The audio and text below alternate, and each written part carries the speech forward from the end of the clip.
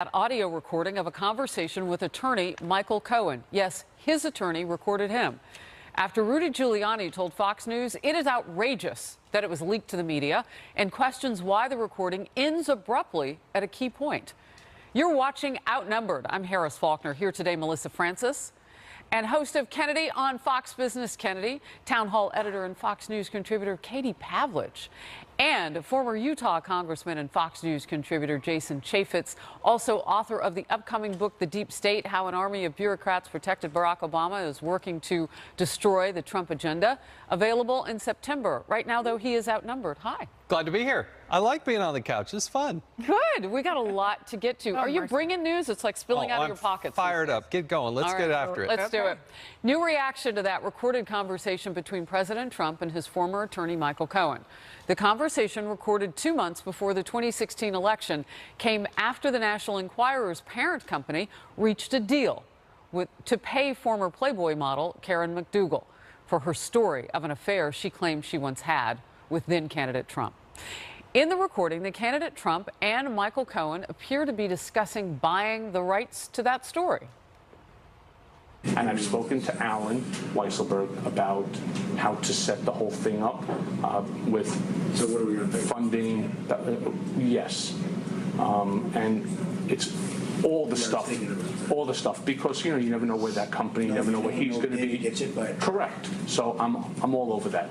And I spoke to Alan about it when it comes time for the financing, which will be. Listen, what financing? We'll have to pay you. So no. I got no. The recording was provided to CNN by Cohen's attorney, Lanny Davis. Davis is a former attorney for President Bill Clinton, you may remember. Davis says that this tape shows the president wanted to pay cash to cover up the affair. The only people who use cash are drug dealers and mobsters. Mr. and Mrs. Trump America, listen to the tape. I know you don't believe fake news. Don't believe fake transcripts. The tape says what it says. Nothing that Giuliani or President Trump can do can alter what's on the tape. The president's personal attorney now, again, Rudy Giuliani, is calling Davis's claims ridiculous and claiming the tape actually proves the opposite. First of all, the major point is it's outrageous that someone would tape his client surreptitiously. And number two, it's also foolhardy for them to try to kind of yell and scream and make believe what's on the tape. The transcript makes it quite clear at the end that President Trump says, quote, "Don't pay with cash." Cohen then interrupts and says, no, I got it. Then this morning, the president weighed in social media. He tweeted, "What kind of a lawyer would tape a client? So sad. Is this a first? Never heard of it before? Why was the tape so abruptly terminated, cut, while I was presumably saying positive things? I hear there are other clients and many reporters that are taped. Can this be so? Too bad." Kevin Corke is live at the White House with more. Kevin? Boy, I tell you, what a day we are off and running on already today. Now, listen, there are plenty of questions here, Harris, and I suspect there'll be a great many more questions as more recordings or perhaps transcripts are released. But the central question right now is, did what we hear on this particular recording in any way demonstrate a violation of the law or campaign finance rules? And the short answer is not necessarily, but as you also know here in Washington, two people can hear the very same material and come to wildly different interpretations of what was said. Again, here is the president's attorney, Rudy Giuliani. What it makes clear is this is at most an attempt to do something. I don't know of any attempt in this category of crime that they're looking at. So in any event, I don't think anyone can suggest that this represents anything where the president did anything wrong. Now, for his part, Mr. Cohen's attorney, Lanny Davis, who, as you properly pointed out, is a longtime Clinton advisor, said this really isn't so much about whether or not a law was violated. It's about the truth. Listen to Lanny this morning. I say to everybody who voted for Donald Trump, don't believe me, I'm a Democrat. Listen to the tape. The words "don't pay" are not heard. The word cash. So it's not about cash versus not cash. It's about truth. And the power of the truth is what Michael Cohen now has. But it still begs the question, Harris, what on earth was Michael Cohen thinking? Why would an attorney record his client? Unless perhaps he thought his client was shady, or maybe something else might happen down the line. Lanny Davis tried to offer this explanation to that. Michael Cohen has an answer to why he taped conversations, and I think he'll have to give that answer himself. I can't reveal that, but I will say that Michael Cohen has turned a corner in his life, and he's now dedicated to telling the truth to everyone, and we'll see what happens. Lanny Davis says Cohen has turned the corner in his life, but it is also possible he could be disbarred for that sort of behavior.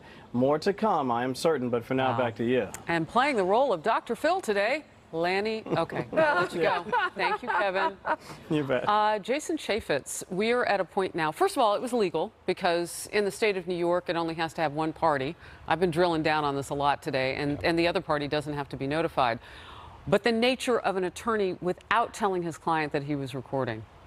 What do you say? There's a lot of problems with Cohen right now. When your own attorney, now Lanny Davis, is saying, well, now he's decided to tell the truth. That's not exactly a full-throated support. No, he's turned the corner. Oh, he's turned the corner Phil now. style. He's Back been a liar. If that's his own attorney, I do think it's problematic that Cohen hired Lanny Davis. I mean, this is a Democratic operative who is known as a pit bull who wants to just go after Republicans. That doesn't make a lot of sense. But Cohen, my own personal opinion, I think he's going to be disbarred, and I don't think he'll have the credibility if he ever does hit the witness stand. He's got real legal problems in that he took millions of dollars for lobbying without registering as a lobbyist, tried to play off the Trump name, use this fake business card, I'm told, to go after and, solicit these millions of dollars in lobbying money to try to persuade a president, something that never happened, but he tried to do it and play off the president's name.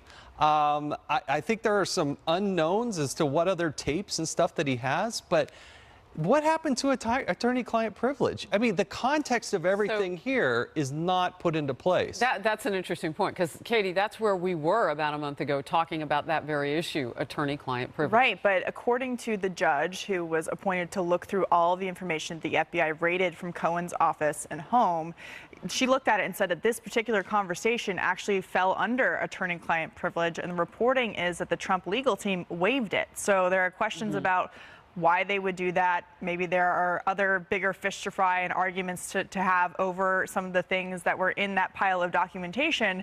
So there are questions about why that would be waived on this particular issue. Maybe because they feel like it's not as bad. No, as maybe some of the because, other as Rudy things. Giuliani says, and I'm only saying this because these are his words, that they actually show the opposite of what everybody is. Oh, that's what I mean. That When they say they don't think that it actually harms the president, right? So they're willing to be open and transparent and having this tape get out there. But the bigger thing is look, talk about scraping scum off the bottom of the bucket here, bringing in Lanny Davis to clean up your mess. Donald Trump hired Michael Cohen for a reason, to be brutal, to defend him at all costs while he was on his payroll. And now that the tables have turned, you can bet that Michael Cohen's going to be just as ugly, because he hasn't turned a corner. He's going to behave the same way as he always has.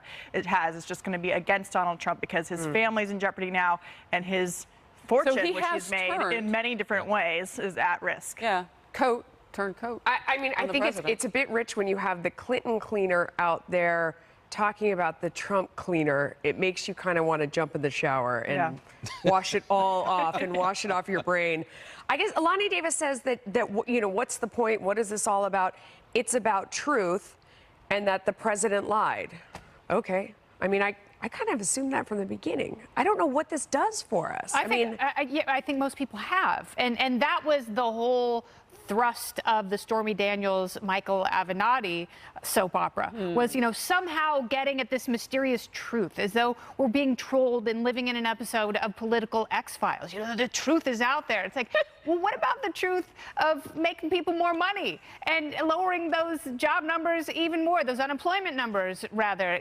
What about actually getting back on track? Because all it is right now from both sides is a series of distractions. And if we're not talking about the business at hand and actually making the country better, then we're just getting wrapped up in this two-sided drama. Because, if it's not the fallout from the Helsinki summit, then it's talking about, taking away security clearances for political hackers contacts from the Obama intel apparatus. And now we're talking about this, which we won't remember by Friday. So in the end, it's exhausting, and you have to say to yourself, what is the point? Is the point to usher in a Pence presidency? Is that the ultimate goal? But, you know, this actually sits in a different lane, though. Right? This sits in the personal lane. And unless there is some sort of connection to election funds, which has, you know, kind of been the argument from Democrats, and they sit perched to see if any of these recordings will show any of that. So far, we haven't seen any of that yet. But so this is personal. Yeah, even Lanny Davis, who's making his best case on another network, is saying, well, it's about the truth. He's not even claiming that there were any laws broken. The truth about what? That Michael Cohen now doesn't care for the president? That he's an honorable guy now, but he hasn't been in the past, and that's why you should believe him? I mean, the truth that he's claiming is that the president lied to the American people, okay? I mean, I don't know. Maybe that's true. Maybe that's not. But let's say it is.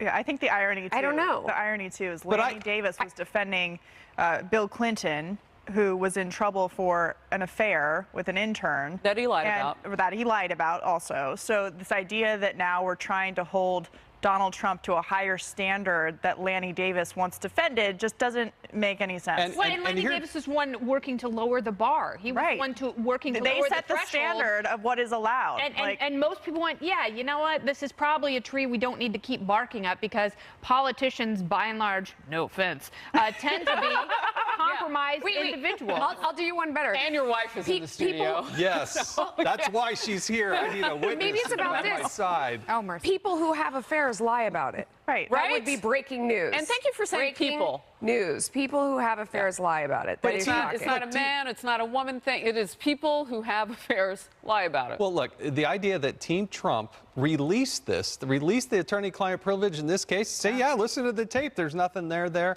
I think says a lot. So we actually could hear the tape, you know, the audience sitting wherever they're watching us from. We could all hear the tape today. Was it discernible that it was cash or not? And does that matter? No, I don't think it matters. Cash or check? I mean, and it's a transaction that was Venmo? never completed. Did you say Bitcoin? Venmo. Oh, Venmo. Apple Pay. Yeah, Apple Pay. I don't think it matters. The details of this, I think another reason they released this Team Trump is because it looks, again, like the left and Michael Cohen throwing spaghetti at the wall and hoping that something sticks. It's just another thing for them to do, and people who aren't watching the other network see it as just... Most people are hungry and they want to eat. Yeah, like, let's get back to our normal Stormy Daniels' attorney, Michael Avenatti, also, you know, hoping for some noodles off that wall, too, that everybody's throwing spaghetti So many at. noodles. All right, Lots let's of move them. on. Lunchtime. Some Democrats are issuing bold warnings to their red state counterparts about supporting the president's Supreme Court nominee, Brett Kavanaugh. What to make of this growing showdown just a few months before the midterm elections. And senators ready to drill down on Secretary of State Mike Pompeo today when he testifies on Capitol Hill about the president's summit with Russian President Vladimir Putin. And this development. Republican leaders warn Putin will not be welcome on the Hill if he visits Washington this fall. Stay close. One of the things that gets lost is the determination that this administration has had in pushing back against Russian malign behavior around the world.